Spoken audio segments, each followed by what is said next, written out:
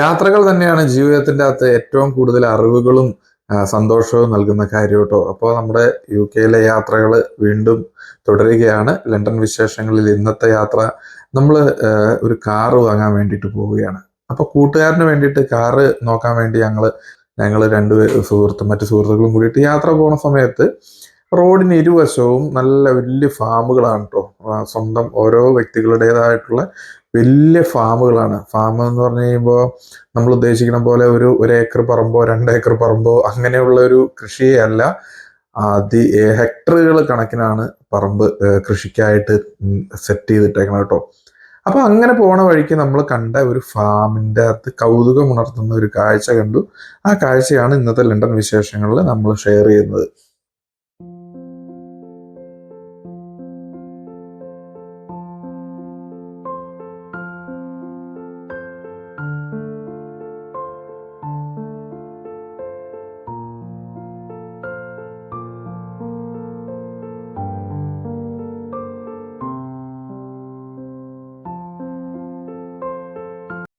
കണ്ണാത്താത്ത ദൂരത്തോളം കുട്ടനാട്ടിൽ മാത്രമാണ് ഇതുപോലത്തെ കൃഷി സ്ഥലങ്ങൾ ഞാൻ കണ്ടിട്ടുള്ളൂ. അപ്പൊ നമ്മൾ നോക്കിക്കഴിഞ്ഞു കഴിഞ്ഞാൽ കണ്ണെത്തില്ല. എൻ്റെ എവിടെയാന്ന് നമുക്ക് കാണാൻ കൂടി കഴിയുന്നില്ല. അത്രയും ദൂരത്തിൽ മഞ്ഞ പൂക്കൾ ഉണ്ടായി കിടക്കുന്ന ഒരു പാടം കണ്ടു. അപ്പൊ ഒരു പാടമല്ല, ഇടത് സൈഡിലും വലത് സൈഡിലും ഒക്കെ ഇതുപോലത്തെ പാടങ്ങൾ ഇങ്ങനെ ഈ സ്പ്രിംഗ് സീസണിലാണ് ഇത് കാണുന്നത്. അപ്പൊ പുല്ല് വളർന്ന് നിൽക്കുന്നതാണെന്നൊരു സംശയം തോന്നി. അപ്പൊ എന്തായാലും നമുക്ക് അങ്ങനെയുള്ള ഒരു ഫാമില് ഓപ്ഷൻ കിട്ടുവാണെങ്കിൽ, നോൺ സ്റ്റോപ്പിംഗ് ഏരിയ ആണ് പല സ്ഥലത്തും. അപ്പൊ അങ്ങനെ നമുക്ക് നിർത്താൻ പറ്റുവാണെങ്കിൽ ഒന്ന് നിർത്തണോട്ടോ ഏട്ടാന്ന് പറഞ്ഞ് നമ്മുടെ കൂട്ടുകാരൻ ചേട്ടൻ്റെ അടുത്ത്, പുള്ളിയാണ് വണ്ടി ഓടിച്ചുകൊണ്ടിരുന്നത്.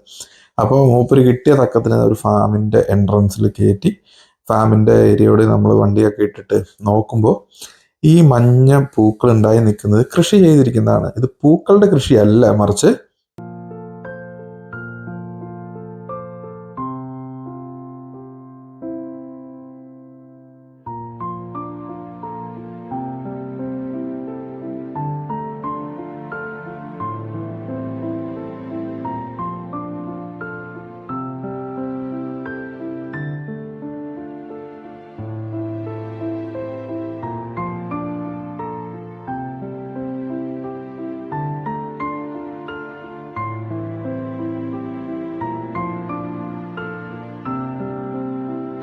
എൻ്റെ ഫോണിൻ്റെ ഞാൻ മാക്സിമം സൂം ചെയ്ത് നോക്കി. ഇതിൻ്റെ എൻഡിൽ എന്താണ്, ഇതിൻ്റെ എൻഡിലുള്ള ഏരിയ റോഡാണോ അല്ലെങ്കിൽ അതിൻ്റെ മതിൽ ഫെൻസുകൾ കാണാൻ പറ്റുമോ എന്നുള്ള രീതിയിൽ. പക്ഷേ ഒരു ഡയറക്ഷനിൽ നമ്മൾ മുന്നോട്ട് പോകുന്ന ഡയറക്ഷനിൽ നോക്കിയിട്ട് എന്ത് ചെയ്ത ഫാമിൻ്റെ എൻഡ് കാണാൻ പറ്റുന്നില്ല കേട്ടോ. കാരണം അത്രയ്ക്കും അങ്ങ് ദൂരെ ചെറിയ കനത്തിൽ കാറുകൾ കടന്നു പോകണം റോട്ടിൽ കൂടെ. പക്ഷേ ഈ ഫാമിൻ്റെ അറ്റം കാണാനേ കഴിയുന്നില്ല. അപ്പോൾ അത്രയധികം ദൂരത്ത് ഇവിടെ ഹെവി മെഷീനറികൾ വെച്ചിട്ടാണ് ഇങ്ങനെയുള്ള കൃഷികളെല്ലാം നടത്തുന്നത് കേട്ടോ. ഫാം ട്രക്കുകൾ ക്രോസിങ് ഉണ്ടെന്ന് പറഞ്ഞിട്ട് വാണിംഗ് ബോർഡുകളൊക്കെ റോഡുകളിൽ കാണാറുണ്ട്. നല്ല വരിയും നിരയായിട്ട് കൃത്യമായിട്ട് മെഷീനാണ് ഇതെല്ലാത്തും നടുന്നതും വളമിടുന്നതും വളമിട്ട് കൊടുക്കുന്നതും. ഇതിൻ്റെ നടുക്കേക്കടെ അവരുടെ ഫാമിൻ്റെ അകത്ത് ഉപയോഗിക്കുന്ന വണ്ടികൾ കടന്നു പോകുന്ന ട്രാക്കൊക്കെ നമുക്ക് കാണാൻ പറ്റും കേട്ടോ.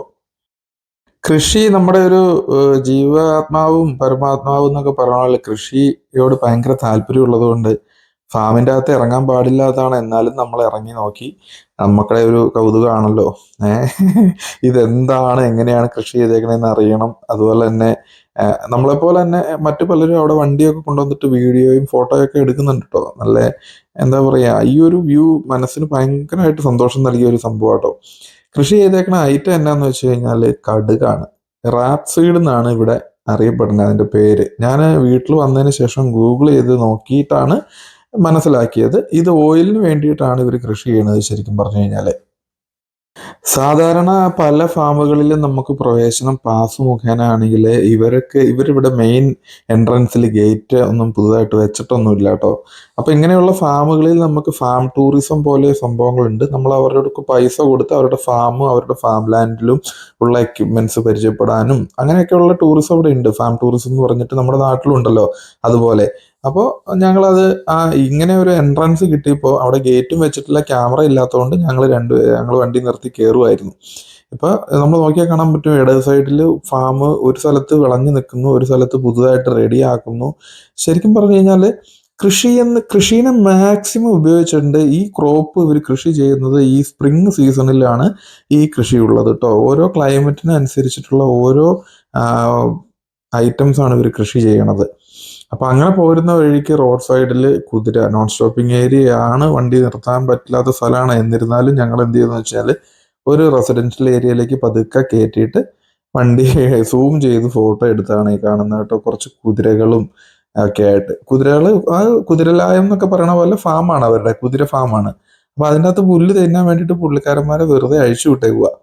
അപ്പം അങ്ങനെയുള്ള ഓരോ ഫാമും കാര്യങ്ങളൊക്കെ കണ്ട് ഞങ്ങൾ വണ്ടി തിരിച്ച് പോയ കാര്യമായിട്ട് നടന്നില്ല. എന്നാലും ഇങ്ങനെയുള്ള രണ്ട് കാര്യങ്ങൾ ഞങ്ങൾക്ക് നടക്കാൻ പറ്റി. വണ്ടി ഞങ്ങൾക്ക് ഇഷ്ടപ്പെട്ടില്ല, അതുകൊണ്ട് ഞങ്ങൾ വണ്ടി വാങ്ങിയില്ല.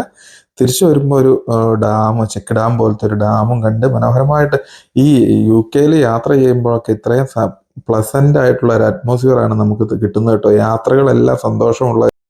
തിരിച്ചു വരുമ്പോൾ കുറച്ച് കുതിരകൾ പുല്ല് തിന്നണ കണ്ടു. കുതിര ഫാം കണ്ടാണത്. അപ്പൊ എന്താണെങ്കിലും ലണ്ടൻ വിശേഷങ്ങളിൽ മറ്റൊരു യാത്രയിൽ മറ്റൊരു വിശേഷവുമായിട്ട് വീണ്ടും കാണാം. അതുവരെ എല്ലാവർക്കും നന്ദി. നമ്മുടെ ചാനൽ സബ്സ്ക്രൈബ് ചെയ്ത് ഇതുവരെ സഹായിച്ച എല്ലാവരോടും നന്ദി രേഖപ്പെടുത്തുന്നു. അതുപോലെ തന്നെ നമുക്ക് ഇതുവരെയായിട്ടും നമ്മുടെ ചാനൽ സബ്സ്ക്രൈബ് ചെയ്തിട്ടില്ലെങ്കിൽ നിങ്ങൾ സബ്സ്ക്രൈബ് ചെയ്യണമെന്ന് ഓർമ്മിപ്പിക്കുന്നു. മറ്റൊരു വിശേഷമായിട്ട് വീണ്ടും കാണാം. അതുവരെ എല്ലാവരോടും ബൈ ബൈ. Thank you.